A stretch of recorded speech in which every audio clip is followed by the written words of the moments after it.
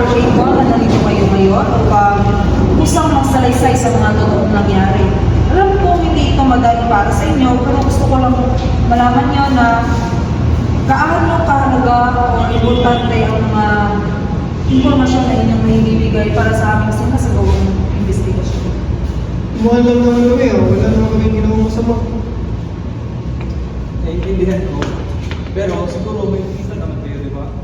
Yung mga obserbasyon nyo ay malaking tulong para malinaw ang mga bagay-bagay. Meron kaming nakita ibang tao na nagtatalo, pero yun lang yun. So that's interesting. So, may naalala pa ba kayo sa mga taong nandoon? Mga mukha nila, boses, o sa mga pangyayari pa doon? Wala masyado eh.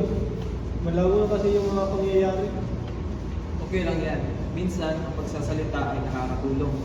Pwede nyo sabihin sa akin kahit ano, yung mga ginagawa ng ibang tao doon para makatulong sa aming investigasyon. Kahit anong detalye ay malaking tulong. Tingin ko may isang taong galit kasi meron kaming narinig na nagsisigawan.